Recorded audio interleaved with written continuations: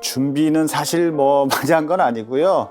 그래도 이거를 계기로 해서 그동안 제가 30년 동안 살아오고 또 중간중간 힘들었던 것 이런 거를 좀 정리를 해서 그래도 짧은 시간 내에 요약을 해야 되니까 뭔가 메시지를 또 전달을 해야 되니까 그래서 좀 정리를 해봤습니다.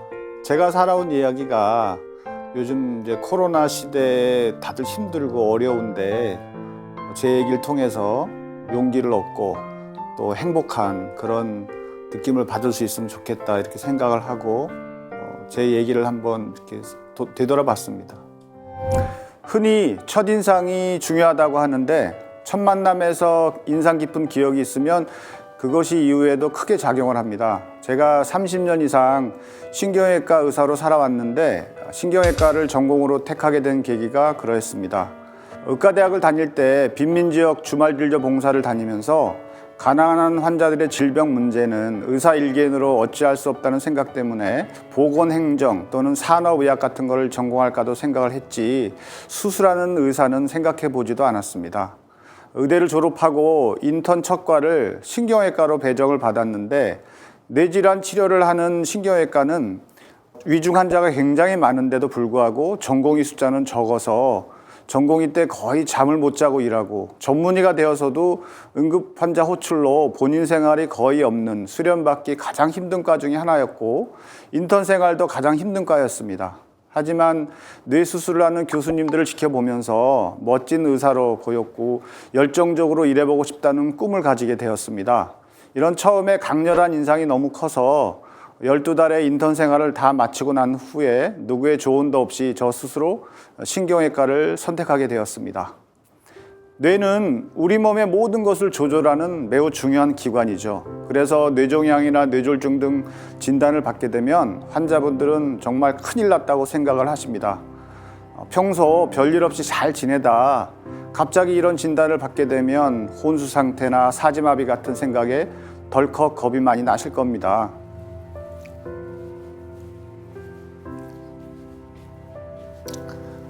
그런데 이런 뇌에 이상이 생겨서 뇌수술을 해야 되는 경우 머리, 피부, 우리가 두피라고 하죠. 두피를 절개를 하고 머리뼈를 떼어낸 후에 머리를 싸는 막을 열고 이 뇌를 노출을 하게 됩니다.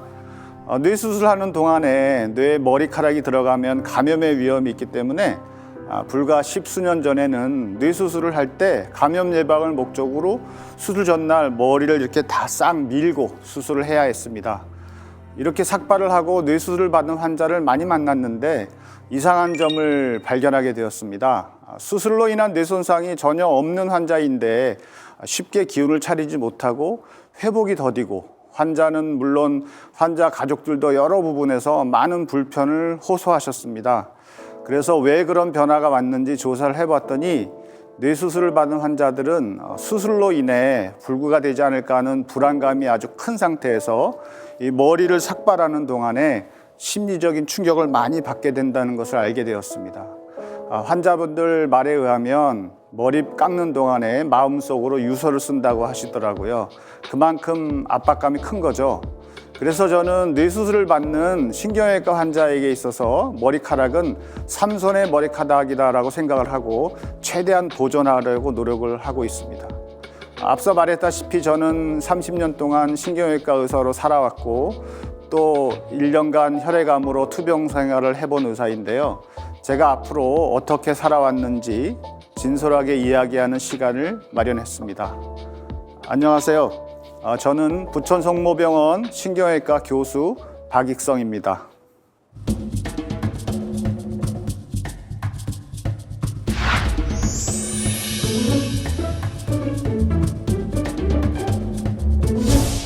신경외과를 찾는 환자는 크게 두 부류로 나뉩니다.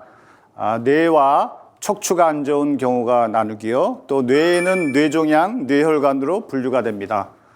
뇌종양으로 진단을 받으면 다들 이제 암으로 생각을 하고 내가 곧 죽는구나 이런 생각 때문에 수술 전에 유서까지 써두었다는 환자분도 있었습니다.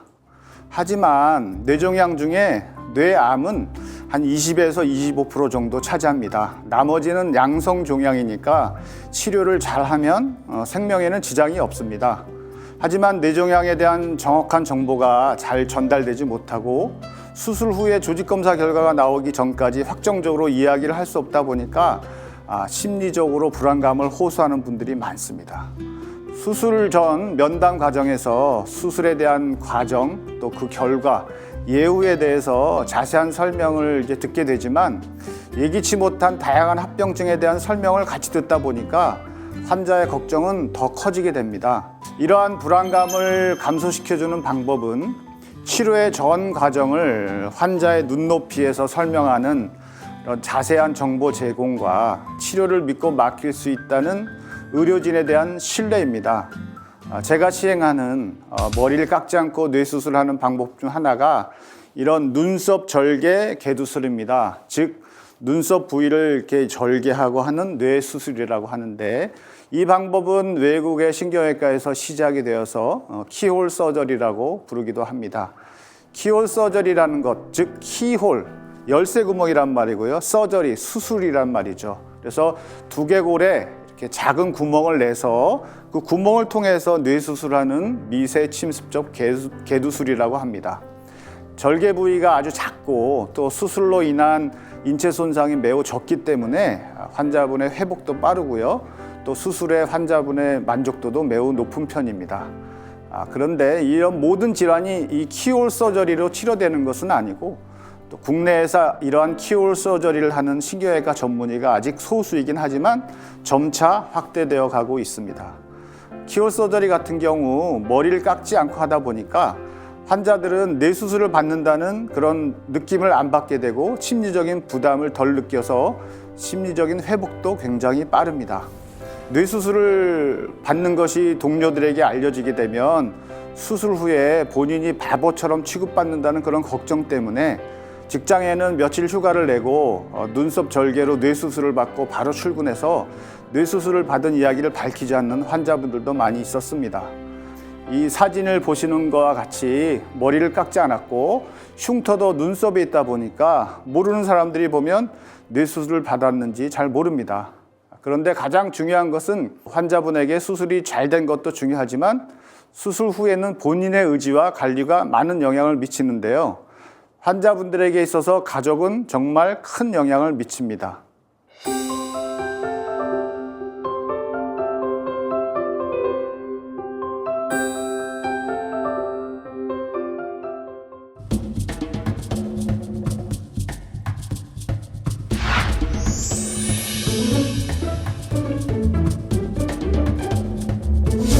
뭐든 경험해봐야 안다고 하죠. 저는 하루에도 수십 명의 환자들을 마주합니다. 아픈 분들의 마음을 헤아리는 일, 의사 가운을 입은 채로 매번 해온 일인데 정말 생각이 바뀐 시점이 있었습니다. 40대 후반쯤에 건강이 걱정되기도 해서 내시경, 초음파, MRI 등 다양한 검사를 해봤는데 특별한 이상이 없다는 걸 확인하고 지내던 중에 이게 감기 걸린 것처럼 열감이 한 2주 이상 지속이 되고 기운이 없고 감기약을 먹어도 호전이 안 돼서 혹시나 하고 이제 피 검사를 해봤더니 백혈병이라는 진단을 받았습니다.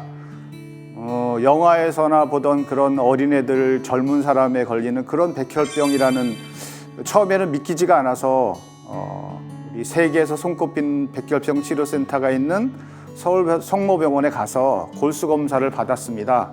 그때가 2012년이었는데 그 당시 백혈병의 생존율은 약 50% 정도, 즉 절반은 죽고 절반은 살 수 있는 그런 확률이었습니다.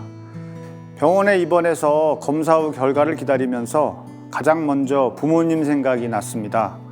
두 분 모두 80대이시지만 건강하신데 아직 50도 안 된 아들이 부모님보다 먼저 세상을 떠나면 그것만큼 큰 고려가 없다는 생각이 들더라고요.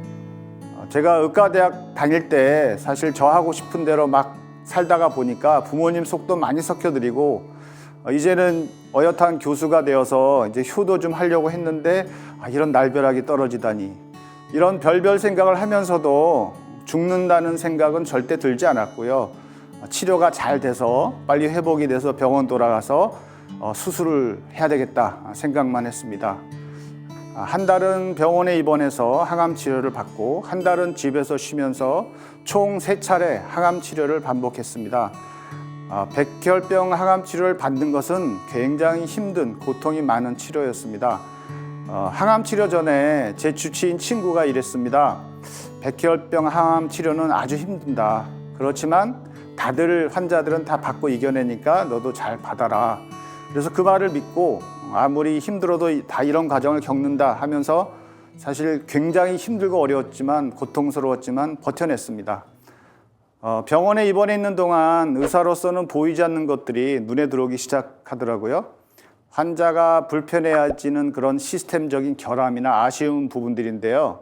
예를 들면 입원 중에 주로 하는 일이 주사 맞는 것이지만 제일 중요한 행사가 회진입니다. 그래서 회진 시에는 단정하게 보이고 싶어서 세수도 하고 옷매무새도 고치고 이제 기다리다가 회진 오는 소리가 들리면 보던 TV도 끄고 그 잠깐이라도 뭔가 좋은 소식을 기대하면서 이제 주치 설명에 귀를 기울이는데 보니까 내과에서도 그 회진 시간이 일정하지가 않은 겁니다. 8시 반에 오기도 하고 또 10시 반에 오기도 하고 집담이나 면담 등 다양한 상황이 있을 수 있겠지 짐작을 하면서도 그 회진을 기다리는 한두 시간이 그렇게 길 수가 없었습니다. 제가 이렇게 아프기 전에 저도 이제 외과 의사이다 보니까 응급 환자나 또 수술 이런 것이 주된 일이다 보니 입원 환자 회진 시간이 일정하지 않았었습니다. 그런데 막상 환자가 되어 보니까 입원 중 가장 중요한 환자의 일과 중 하나가 회진이라는 것을 알게 되었습니다. 그래서 날마다 회진 시간이 일정하거나 아니면 미리 알 수 있으면 참 좋겠다. 병원에 가면 이런 거를 개선을 해야 되겠다라고 생각을 했습니다. 그런 부분들을 제가 이제 병상 일기에 남겨서 핸드폰 메모장에다가 생각날 때마다 기록을 했습니다. 요즘 우리 부천 성모병원에서는 회진 예고제라고 해서 회진 직전에 환자나 보호자들께 지금 회진을 돌 거니까 병실에 계셔 주세요라고 메시지를 보냅니다. 이런 제도를 시행한 이후로 잠깐의 회진 시간 동안 화장실을 가거나 산책을 나가서 하루 종일 주치의 얼굴 한번 못 봤다는 그런 민원도 사라지고 환자 만족도도 많이 올라갔습니다. 이렇게 4개월의 항암 치료를 마친 뒤에 저는 이제 골수 이식을 받았습니다. 이런 조혈 모세포 이식을 하면 치료가 다 끝날 줄 알았는데 더 큰 고비를 맞게 되었습니다. 이식하고 한 5일쯤 됐을 때 제가 감염과 탈수로 폐혈증에 빠지고 산소 포화도가 점점 떨어져서 70% 이하로 되니까 숨쉬기가 너무 힘든 그런 상황이 되었습니다.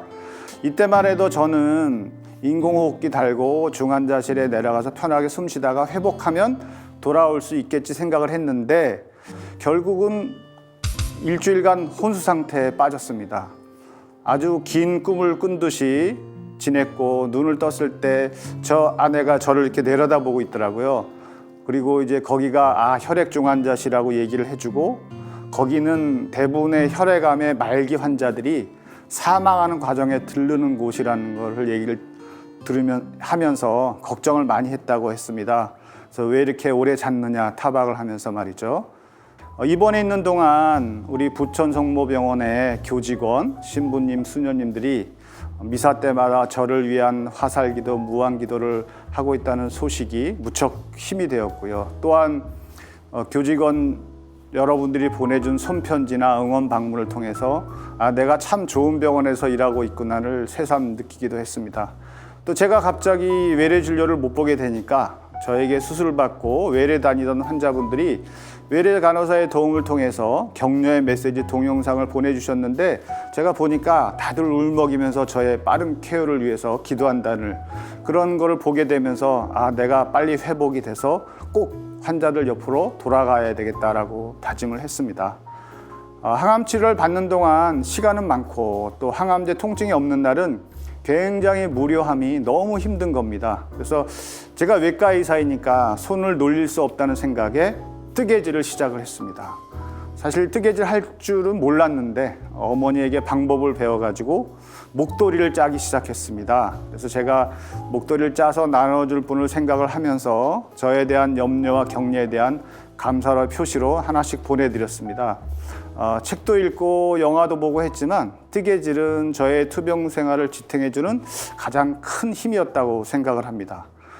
이렇게 2012년 5월부터 시작한 투병기가 약 1년, 그래서 2013년 3월에 끝이 나서 저는 원치 판정을 받고 다행히 회복이 잘 돼서 병원으로 복귀해서 다시 수술을 시작을 했습니다.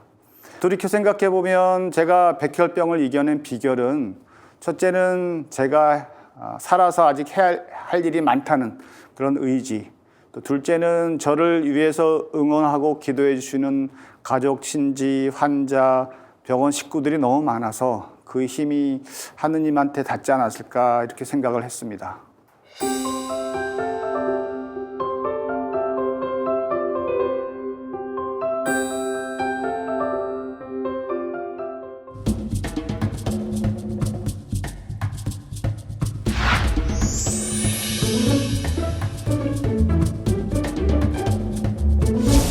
제가 이곳 부천 성모병원을 위해 오랫동안 일한 이유는 우리 병원만의 따스한 정이 있기 때문입니다.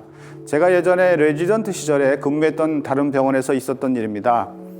혼수 상태로 뇌출혈이 의심되는 환자가 응급실로 왔고 제가 가서 바로 본 게 오후 한 5시 20분쯤 됐습니다. 그래서 CT 검사를 바로 해갖고 진단을 하고 수술이 필요한 경우에는 1분 1초가 급하기 때문에 처방을 내고 검사를 빨리 해달라고 CT실에다 전화를 했습니다. 30년 전이니까 그 당시에는 CT 하나 머리 CT를 찍는데 한 30분 정도 소요가 됐어요. 그런데 그곳에 있는 기사분이 5시 반이 본인 퇴근 시간이고 6시에 당직 교대자가 출근하는데 지금 검사를 하면은 본인이 정시에 퇴근을 못하니까 6시에 환자를 보내라는 거예요.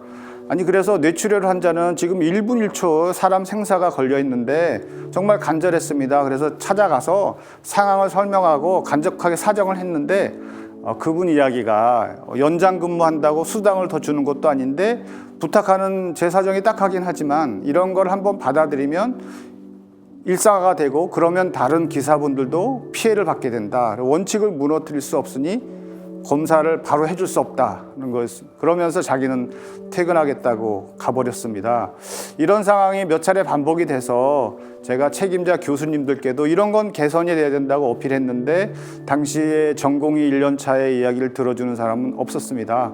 그리고 1년이 지나서 제가 2년 차가 되어서 부천 성모병원으로 와서 근무를 하게 되었는데 비슷한 상황이 벌어졌습니다. 오후 5시 반쯤에 환자가 똑같은 뇌출혈 의심 환자가 와서 CT실에 전화를 했고 퇴근 시간이지만 응급 환자니까 검사 좀 해달라고 부탁을 했는데 그 기사분이 아주 흔쾌하게 빨리 환자를 모시고 오라고 해서 제가 환자를 모시고 가서 이야기를 듣게 되었는데 당시에 부천 성모병원의 기사, 간호사, 의사 모두 이 환자 우선의 문화가 이미 오래전부터 정착되어 있었고 그래서 환자 검사가 많이 밀리면 퇴근 시간을 훨씬 넘어서라도 퇴근하는 모습을 많이 보게 되었습니다. 당시만 해도 요즘 같은 의료 서비스 이런 개념이 없었기 때문에 병원의 의사, 간호사, 기사 등이 각자의 이 전문성을 주장하면서 서로 업무를 떠넘기다 보면 그 사이에 끼인 환자만 힘들어진 그런 문화였는데 부천 성모병원은 벌써 30년 전부터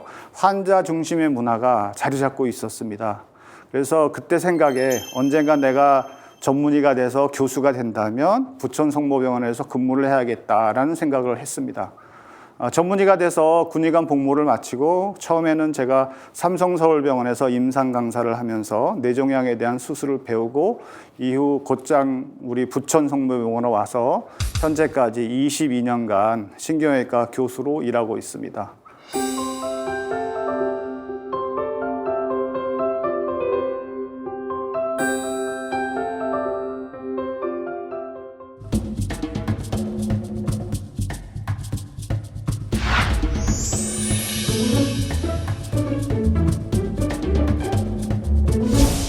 제가 아프기 전에는 의사의 기본 소명인 환자의 생명 연장이 저의 가장 큰 목표였습니다.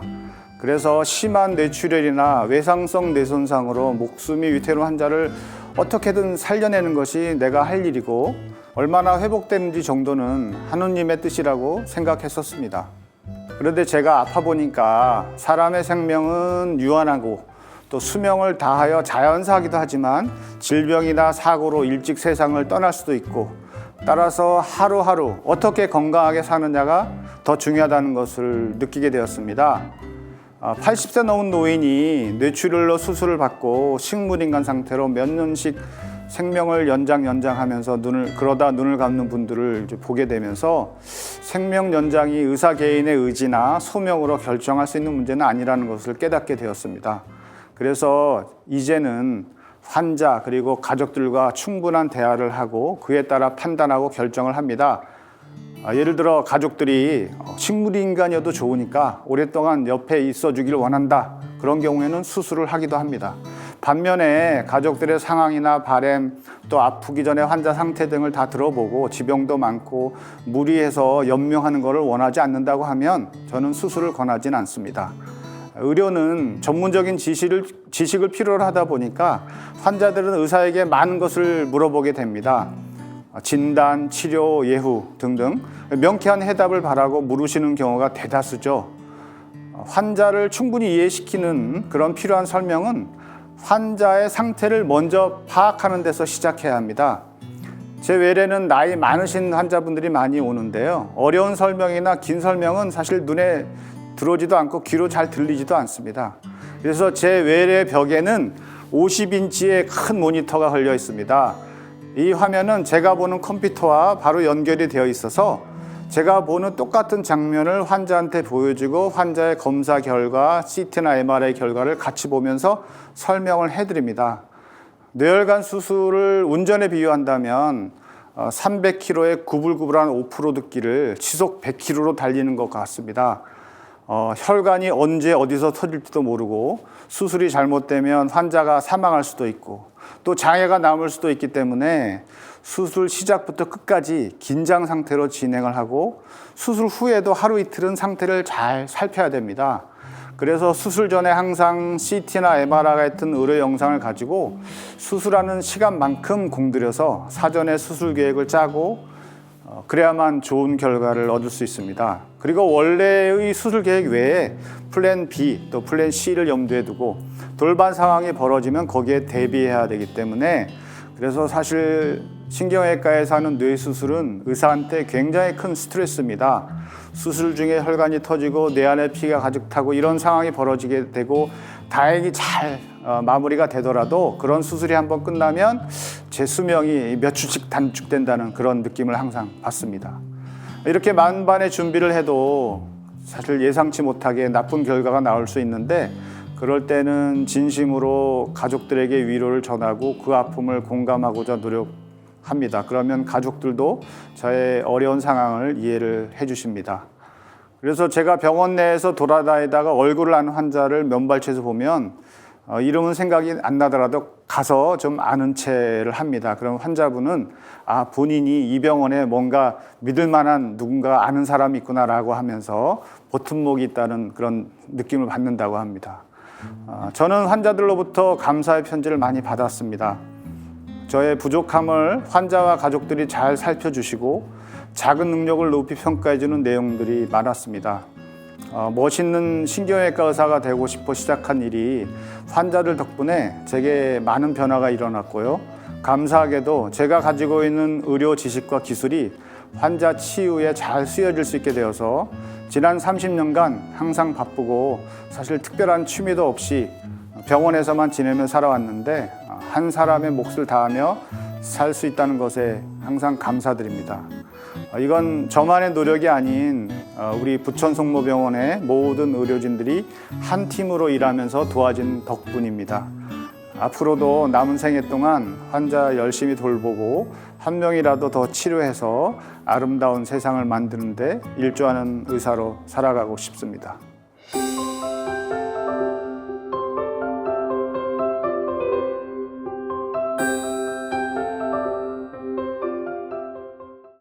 저는 제가 혼수 상태였다가 다시 눈을 떴을 때 죽음의 고비를 겨우 넘긴 위급했던 상황에 대한 이야기를 듣고 이런 생각을 했습니다. 제 세례명이 사도 요한인데요. 아직은 하느님 곁으로 가기에 때가 이르니 교직원과 환자들로부터 사랑을 각별히 받은 만큼 환자 곁에 더 머물며 치유를 도우라는 소명이 아닌가라고 생각했습니다. 그래서 그 마음 변치 않고 완치 이후에 벌써 10년째 다시 병원을 지키고 있습니다. 아프지 않아서 병원을 안 오는 것이 가장 좋은데 만약 병원을 오게 된다면 자신이 선택한 의사를 믿고 또 자신을 믿으며 치료에 임해 주면 좋겠습니다. 그것이 가장 좋은 치료이자 회복 방법입니다. 난 행복하다고 항상 외치십시오. 행복이 가장 좋은 약입니다. 저의 강연을 귀담아 들어주셔서 감사합니다.